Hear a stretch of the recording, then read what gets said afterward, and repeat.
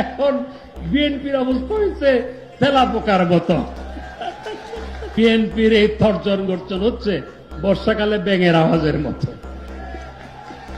ফখরুল সাহেবদের বলি, একটু পিছন ফিরে তাকান, আপনারা দেশকে কি উপহার দিয়েছিলেন।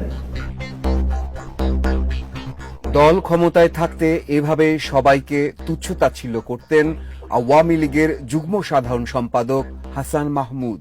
কখনো বিএনপি, কখনো দলটির মহাসচিব মির্জা ফখরুল, কখনো বা বাম দলসহ শেখ হাসিনা সরকারের সমালোচকদের নিয়ে হাসি তামাশা করতেন।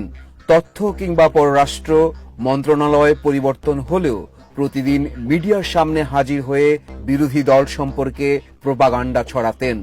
শুধু তাই নয়, দলীয় কিংবা সামাজিক কর্মসূচিতেও দাম্ভিক হাসি নিয়ে হাজির হতেন হাসান।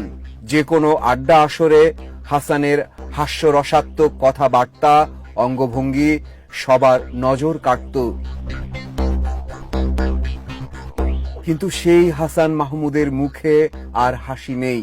বিদেশে পালিয়ে যাওয়ার পর থেকে যতবার তাকে প্রকাশ্যে দেখা গেছে, ততবারই তার মুখে ছিল দুশ্চিন্তার আভাস।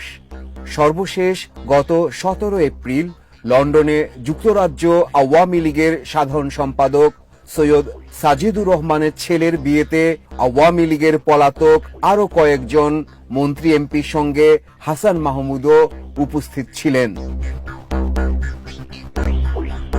ওয়ালটন আবারও মিলিয়নিয়ার অফারে ওয়ালটন ফ্রিজ কিনে আপনিও হয়ে যেতে পারেন মিলিয়নিয়ার। সেই বিয়ের আসরের ভিডিও ফুটেজে হাসান মাহমুদকে দেখা গেছে বিষণ্ণ ও দুশ্চিন্তাগ্রস্ত। শুধু তাই নয়, তার মধ্যে অজানা ভীতিও লক্ষ্য করা যায়। অনুষ্ঠানে আগমন থেকে শুরু করে চলে যাওয়া পর্যন্ত একবারের জন্য হাসান মাহমুদকে হাসতে দেখা যায়নি। এমনকি মঞ্চে বর কনের সঙ্গে ছবি তোলার সময়ও পলাতক এই মন্ত্রীর মুখ ছিল ভার। বিয়ের আসরে আসা অতিথিদের কেউ কেউ হাসান মাহমুদের সঙ্গে সেলফি তুলতে আসেন। তাদের সেই আবদারে ক্যামেরার সামনে দাঁড়িয়েছেন হাসান, কিন্তু সেখানেও মুখে হাসি ছিল না তার। ছবি তোলার সময় বরং বারবার এদিক সেদিক কি যেন খুঁজছিল তার চোখ। দেখে বোঝা যায় হাসান মাহমুদের মধ্যে অজানা কোনো আশঙ্কা কাজ করছিল। তার চোখে মুখে সারাক্ষণ ভয় আর আতঙ্ক ধরা পড়েছে ক্যামেরায়। অথচ 8 মাস আগেও এই হাসান মাহমুদ কতই না প্রতাপশালী ছিলেন। আওয়ামী লীগের যুগ্ম সাধারণ সম্পাদক হিসেবে দলের ভেতরে ও বাইরে দাপট দেখিয়েছেন। সরকারের মন্ত্রী হিসেবেই সবাইকে তুচ্ছ তাচ্ছিল্য করে বেড়াতেন। গণমাধ্যম কর্মীদের কেউ তার পছন্দের বাইরে প্রশ্ন করলেই মালিক পক্ষকে দিয়ে হেনস্থা করার হুমকি দিতেন।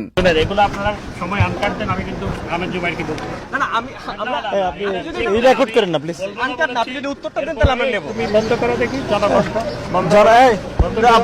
আওয়ামী লীগের শীর্ষ নেতা ও মন্ত্রী হিসেবে ক্ষমতার চরম অপব্যবহার করেছেন হাসান মাহমুদ।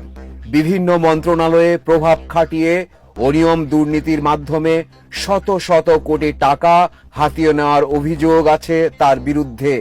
নামে বেনামে গড়েছেন সম্পদের পাহাড়। তার বিরুদ্ধে বেলজিয়ামে বিপুল পরিমাণ অর্থ পাচারের অভিযোগও আছে। আওয়ামী রাজনীতিতে গুরুত্বপূর্ণ হয়ে ওঠার আগে 1995 থেকে 2001 পর্যন্ত সে দেশেই ছিলেন হাসান মাহমুদ। একসময় তিনি বেলজিয়াম আওয়ামী লীগের সাধারণ সম্পাদকের দায়িত্বে ছিলেন। ছাত্র জনতার অভ্যুত্থানে শেখ হাসিনা সরকারের পতনের পর দেশ থেকে পালিয়ে সেই বেলজিয়ামেই চলে যান হাসান মাহমুদ। দেশটির লিমবুর্গ প্রদেশের হ্যাসেল সিটিতে তার নিজের বাড়িতে স্ত্রী নুরান ফাতেমাকে নিয়ে বাস করছেন তিনি। একমাত্র ছেলে লন্ডনে পড়াশোনা করায় মাঝে মধ্যেই হাসান মাহমুদকে সেখানে যেতে দেখা যায়। হাসান মাহমুদের বিরুদ্ধে ঢাকা ও চট্টগ্রামে বেশ কয়েকটি হত্যা মামলা হয়েছে। আইন শৃঙ্খলা বাহিনীর এত নজরদারির পরও তিনি কিভাবে বিদেশে পাড়ি জমালেন, অনেকেই এমন প্রশ্ন তুলছেন।